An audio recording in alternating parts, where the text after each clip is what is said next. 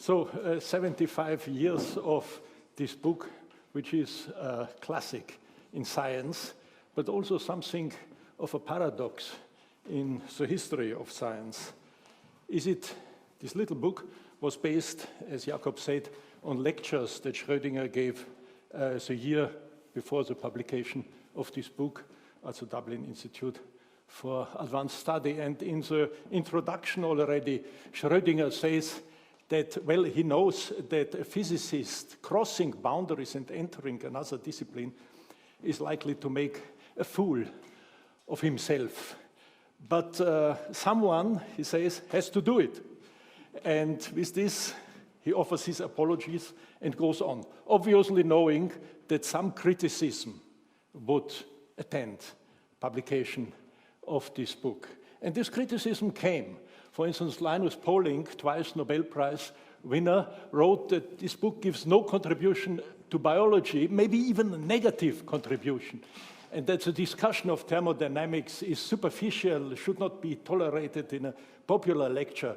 And Max Perus, also a Nobel Prize winner, and the next Viennese also said, what is true in the book is not new, and what is new is false, or worse, it was already known to be false at the time. And Sidney Brenner, again a Nobel Prize winner, says that, speaks of Schrödinger's fundamental error. So this is quite some heavy criticism, and I trust that Peter Schuster is going to elaborate on this in the next lecture.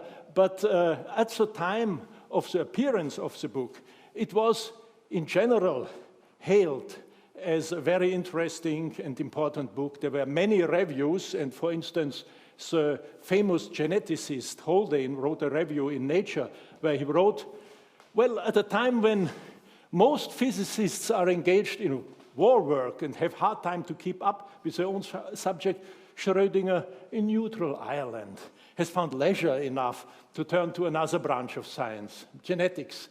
And he makes fun of the fact that Schrödinger says that genetics is easily the most interesting discipline of our days. And Haldane asks gently whether the posterity would confirm this opinion of Schrödinger. Well, and one can say that posterity did confirm Schrödinger's opinion. And in fact, to no small measure, thanks to this book, there was an enormous progress in genetics in the following years. And the whole cohort of brilliant scientists turned to molecular genetics, and the high points were, of course, the discovery of the double helix 10 years after publication of the book and the breaking of the genetic code. Jim Watson, for instance, said, from the moment I read Schrödinger's book, when he was 18 years old, I became polarized toward finding out the secret of the gene. And he writes that otherwise he would be, without this book, he would have remained an unknown ornithologist for the rest of his life. And he also writes that his colleague Crick was decisively influenced by the book, developing his interest in biology by reading this What is Life by noted theoretical physicist Erwin Schrödinger. And Crick himself, in his autobiography, What Matt Pursued, he confirms this judgment.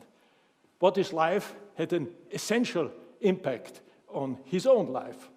And Maurice Wilkins, also a Nobel Prize winner, also instrumental in discovering the double helix, was also decisively influenced by What is Life. He turned from physics to molecular genetics because of this. Maurice Wilkins also wrote his memoirs, considered himself as a third man of the double helix, and confirms the importance of this book. The only one I'm not sure is the fourth person in this quartet, Rosalind Franklin, because she died tragically too early to leave her memoirs. And so with her, I cannot be sure. But certainly, for instance, Erwin Schrödinger, another Erwin and another Viennese immigrant, incidentally, who discovered the pairing rules, but not the base pairing itself. Erwin Schrödinger was decisively influenced by this book. And Seymour Benzer was essentially influenced. And same goes for François Jacot and for Jacques Monod. Dan Nicholson, from Konrad Lorenz Institute, only recently attracted my attention to this fact. And there were Gunther Stent, a former physicist or chemist who turned to molecular genetics and so on. So a whole generation was turned on by this book. And a few months only after the discovery of the double helix, Crick wrote a letter to postcard maybe, to Schrödinger, saying that Watson and I were discussing how we were entering this field, and we discovered that we had both been influenced by your little book. And we thought you might be interested in the enclosed reprints. You will see that it looks as though your term, aperiodic crystal, is going to be a very apt one. So DNA, so double helix that was discovered by Crick and Watson, is not, of course, a crystal. It is a polymer, but it can be crystallized in the laboratory, and it looks like a rope ladder with rungs, and these rungs are of 4 possible types, and the arrangement of these rungs, which is aperiodic, of course, transmits the instructions to the organism on how to reproduce and how to develop. So it was indeed remarkably apt. But what is also remarkable is that Schrödinger never replied to this kind letter. I looked very intensively and I couldn't find any reply to this letter. And more importantly, he never returned to this field. He wrote in the following years, and more than 1 decade, he wrote on all possible things, and he corresponded a lot with many people. But he never mentioned, to my knowledge, at least not in writing, he never mentioned the tremendous progress in molecular genetics that his book had initiated. And this is really a paradox, and I want to try to understand a little bit this paradox, and maybe it helps if we run through a short biography of Schrödinger's life. I have to apologize. Many here know a lot more about this biography than I do, and I have to express my gratitude to the Central Bibliothek for giving me the pictures that I will use. Schrödinger was born in Vienna in '87, and he grew up in the house of his grandfather, Alexander Bauer, who was a professor of chemistry at what is now Technical University. The house was right next to the Kapuziner Gruft, incidentally, so right in the center of the town. And what is important maybe is that the father of Schrödinger was an entrepreneur, but with an academic background, and always very interested, actively interested in botanics. And the mother came from England. Her family came from England, and so little Erwin grew up bilingual because his mother and his aunts, who really were doting on him, were always speaking English to him. Well, he didn't go to primary school, but he then went to the Akademische Gymnasium. This is not the school uniform of the Akademische Gymnasium, incidentally, but we see from this picture that he was a very good-looking young man, and he knew it. And he was a great ladies' man for all his life. After he was the best in the school in everything, in humanities and in science, in every field. And after his A-level, he started studying at the University of Vienna. And his aim was to study physics with the famous Professor Boltzmann. But Boltzmann that same year had committed suicide. Incidentally, that same year also the young Ludwig Wittgenstein wanted to study with Boltzmann. When he heard about the suicide, he moved and studied in Berlin. But Schrödinger remained in Vienna and studied with the theoretical physicist Hasenöhrl, who was a very good physicist, successor of Boltzmann. And the Physics Institute at the time was deeply inspired by the legacy of both Mach and Boltzmann, by these two titans. And in a very rough first approximation, one can say that Schrödinger took a lot of his physics from Boltzmann and a lot of his philosophy from Mach. But this is very rough, yes? In any case, he got his PhD with 23, with Professor Exner. He made his habilitation 4 years later. In between, he was einjährig Freiwilliger. He made his military service.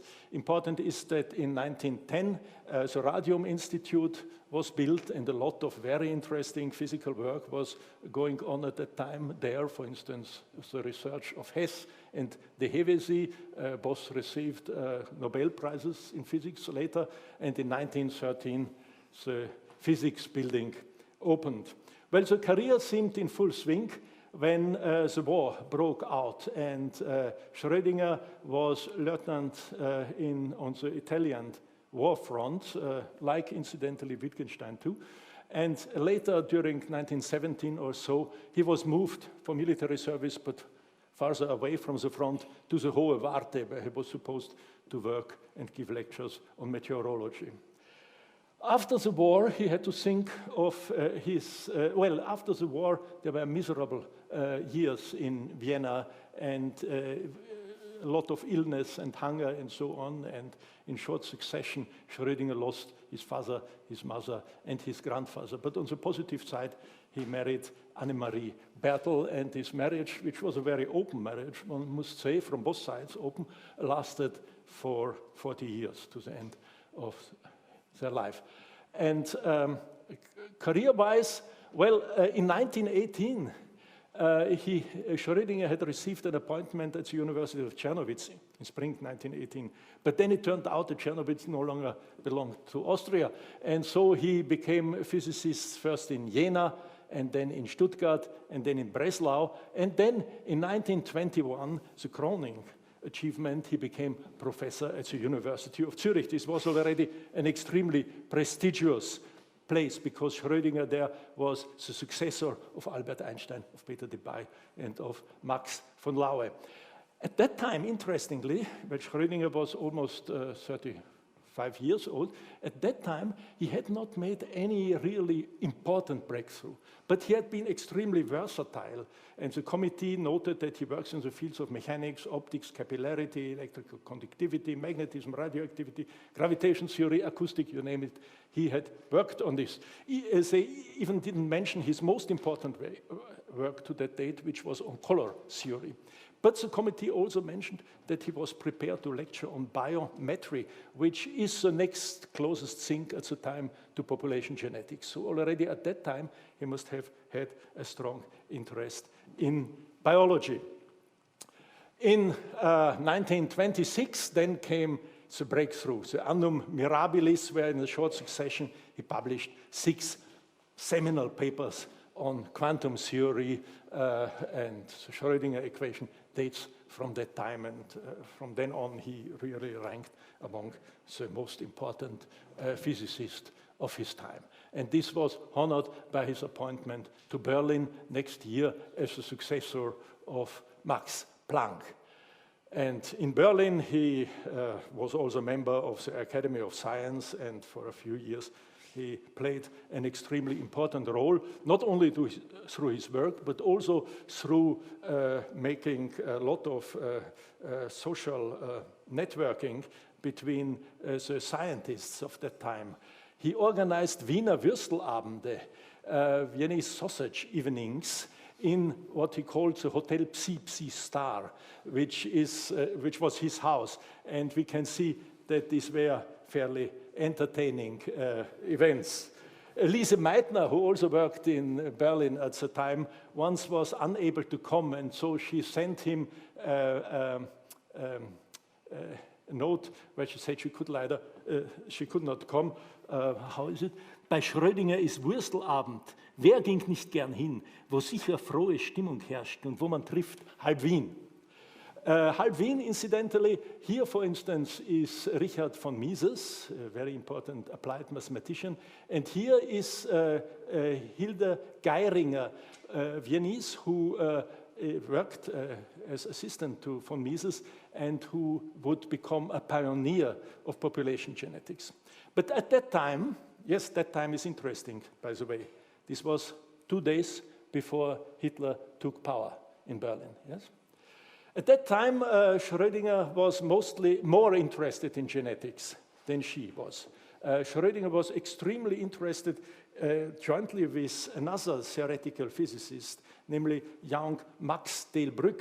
He was very interested in studying the quantum mechanics and the physical basis of life phenomenon. And this is, for instance, a letter exchanged between Schrödinger and Karl Sigmund, who was a professor of physics here, and whose brother, Hans Sigmund, was director of the Vivarium, a very important research station in biology in Vienna. So at that time, Schrödinger was already working hard on genetics.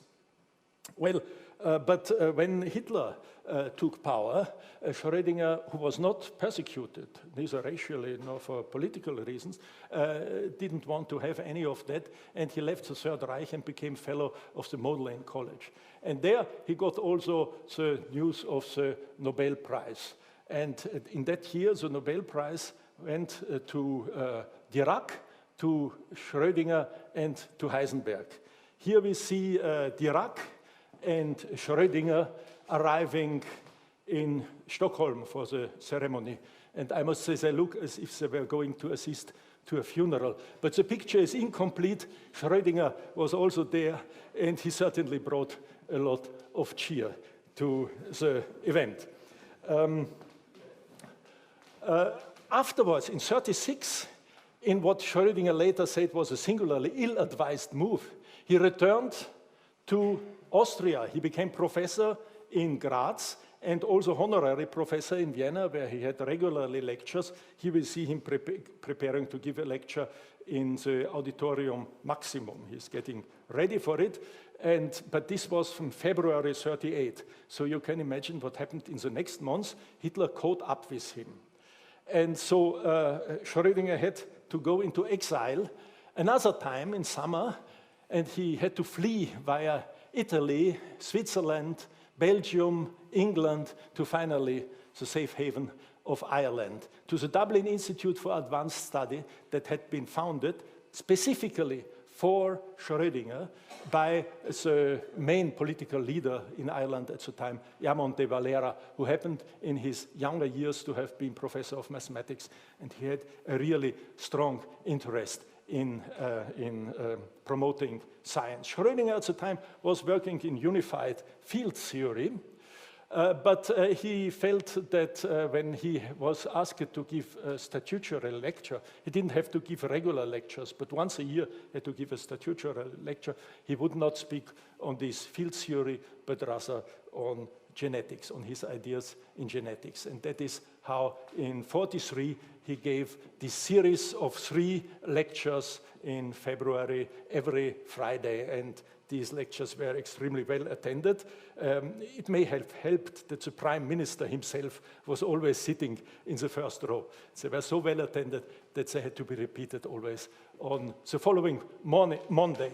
And of course, there had to be a book with this manuscript, and this book was originally intended to be published by an Irish publisher, but there were some hiccups, and so it came out in November 1944 with Cambridge University Press.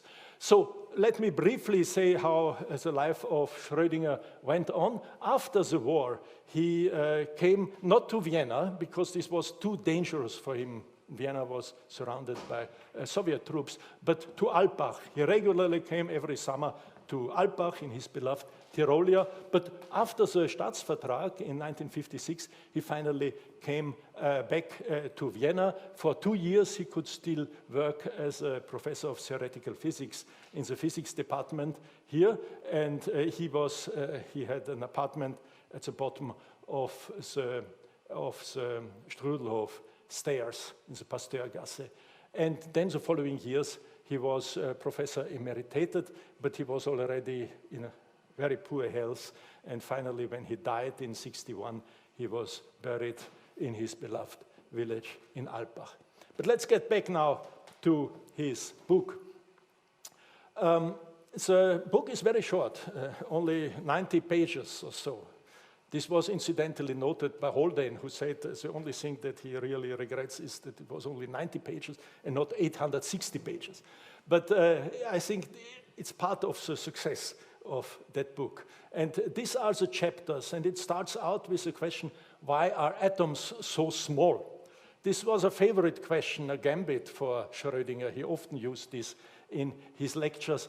The question is, of course, ill-posed, small compared with what? With us. So the real question is, why are we so large? Or why are we consisting of so many atoms? And he says, well, we must consist of many atoms because small ensembles of atoms are subject to stochastic fluctuations, are irregular, and therefore the law-like processes in life, the complex regulation, could not really work. That's why organisms have to be rather large. And then he goes on to give a state-of-the-art report on the hereditary mechanism, on Mendel's theory, and on mutations. And then he comes to the main part of his lecture, which is chapter 4 and chapter 5, where he discusses Delbrück's, Max Delbrück's work that Delbrück had worked on in Berlin.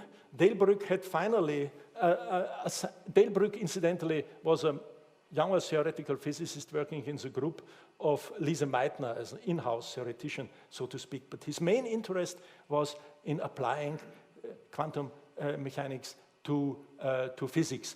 And he wrote together with a famous Timofejew Resovsky, a famous geneticist, and a less famous chemist, Zimmer, he wrote this paper where he used a theory of mutations called the Treffer theory to get some idea of how large a gene is.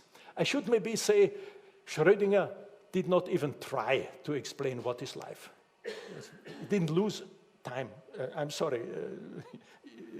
But he immediately zoomed in on the question, what is a gene? Yes? And there he said, well, we started first of all with how large is a gene. And according to this theory of Delbrück, a gene consists of order of magnitude 1,000 atoms or so. It's not quite right, but at least it gave one a handle to start with. And then, yes, this is the young Max Delbrück, who later, in 1936 or so, left Berlin, also not because he was persecuted, but because he simply could not bear breathing in Berlin, and he went to the United States and became extremely important in the leading a so-called phage group and in promoting genetics. He also got a Nobel Prize eventually. But this chapter 6 and 7 are based on the ideas of Ludwig Boltzmann and on Ludwig Boltzmann ideas of thermodynamics of the relation of entropy with order and with disorder. And the argument of Schrödinger is that what we know about the small size of the gene doesn't fit with the thermodynamics as we know it, which reigns throughout the physical world. Schrödinger says enough is known about the material structure of life to tell exactly why present-day physics cannot account for life. He says living matter, while not eluding the laws of physics, he's not a vitalist, yes, as established to date, is likely to involve other laws of physics, hitherto unknown. And he was expecting other laws, and this became particularly clear in his epilogue on determinism and free will, which he added and on which Haldane remarked that this epilogue does not fit with the rest of what Schrödinger says. There were the vitalists and the mechanists. Yes, the vitalists thought there was a special force to living matter, and the mechanists said no. And Schrödinger said he's a mechanist, but Haldane said the mechanist must either give a mechanic account of life or turn a somersault. In his epilogue, Schrödinger does the latter with very great elegance. And Schrödinger must have been aware of his own inconsistency, because he quoted, if a man never contradicts himself, it must be because he has nothing to say. But in any case, the main impact of his message was we need other, so far unknown, laws of physics to explain how order could be preserved by heredity over many generations. And it turned out that this was not the case. Yes? Let me say that the book has essentially two messages. The first message of Schrödinger's book is that the gene is an aperiodic crystal, encoding the instructions for the cellular mechanism. And this was brilliantly confirmed by the discovery of the double helix. But the other message of Schrödinger is that the cell is something that feeds on negative entropy, that physical laws obtain order from disorder in the sense that, in the basic thermodynamic fluctuations, there is a lot of disorder. If the ensemble is large enough, this averages out and we get order. But the gene is not large enough, so we must have another way of getting order. And he said this is an order that comes from order transmitted through the generations. He is very vague on this, and actually Peter Schuster is going to say a lot, I'm sure, about this. But this second message was not nearly as successful. I mean, of course, there is a nice tradition of non-equilibrium thermodynamics. For instance, Leo Brillouin and Ilya Prigozhin got Nobel Prizes about this. But it remained a marginal field and had a much less impact on the development of biology and of molecular genetics. It is only recently that it has been found that after all, this idea, that there are a lot of open and interesting problems on this. But let me just, because I'm sure I have to finish soon, let me just say that Schrödinger was by no means the only physicist who thought that there would be other laws that are needed to explain life. A very strong proponent was Niels Bohr, who in several papers and many lectures claimed that if one wants to apply physics to biology, one must use a hitherto unknown physical law, which he somehow compared with a complementarity principle in quantum mechanics. Very roughly speaking, that if an observer looks too closely at living matter, then this matter stops being alive, and so then there needs to be a complementary viewpoint on this. And Pascual Jordan, who was also one of the basic pioneers of quantum mechanics, and who together with Max Born and Heisenberg produced the matrix mechanic, which is mathematical equivalent to Schrödinger's wave mechanics. Pascual Jordan also wrote a lot about this need for new and hitherto unknown laws, like Erwin Schrödinger. They had very different ideas about what this law might be, but they all were looking for some mysterious physical law. And I imagine, finally, that when Schrödinger noted that the solution to the riddle, what is a gene, was not a new law, but simply an ingenious gadget. So the double helix, a very wonderful gadget, but based on the well-known laws, and in particular based on Schrödinger's equation itself, because it is based on chemical bonding, and chemical bonding can be explained by Schrödinger's equation. He was a bit disappointed. There was no new law needed at all. And this may be one of the reasons why for the rest of his life, where he wrote on all possible things, on nature and the Greeks and mind and matter and on himself and lots of topics. He never returned to the questions of molecular genetics, despite the fact that this molecular genetics was experiencing just at that time such a tremendous progress. Other physicists and chemists who were unwilling, who played an important role in the development of genetics, but were unwilling to accept the reductionist approach that they themselves were using so wonderfully well, were Max Delbrück and Günther Stent. They also always had the feeling that this was not enough, there was something extra, that was something missing. The whole thing reminds me of what Arthur Koestler, another Viennese emigrant incidentally, was writing in the Sleepwalkers when the Sleepwalkers, this was his biography of the scientists who really founded modern science, like Kepler and Copernicus and so on. He said it was as if while part of their spirit was asking for more light, another part had been crying out for more darkness.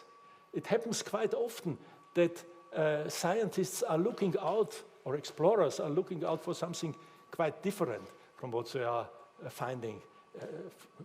Christoph Columbus is, of course, the foremost example. He was looking for a good way towards India and not at all to discover a new continent, but it happens much more often. Fermi, for instance, stumbled upon the fission of the uranium, but thought it was not splitting the uranium, but rather enlarging the uranium. He misinterpreted it. So often discoverers are misinterpreting what they are discovering. Let me finish by saying that in the 1940s, there were many brilliant theoretical ideas important for biology that were in the air. For instance, there was the approach by John von Neumann, who had devised some self-reproducing automata, was a plan for a self-reproducing automaton, where the machine constructs a copy of itself and then copies its own program and hands it up to the machine. This is something that Schrödinger had not yet understood, this division between the DNA and the proteins, as we would say now. At the same time, there was the information theory of Shannon, there was feedback theory, cybernetics of Norbert Wiener and others. There were many such brilliant ideas that proved later extremely important, but it was only one that really became the symbol for the revolution in molecular genetics, and that was the idea of the aperiodic crystal. And I think only Schrödinger could have pulled it off. Thank you very much.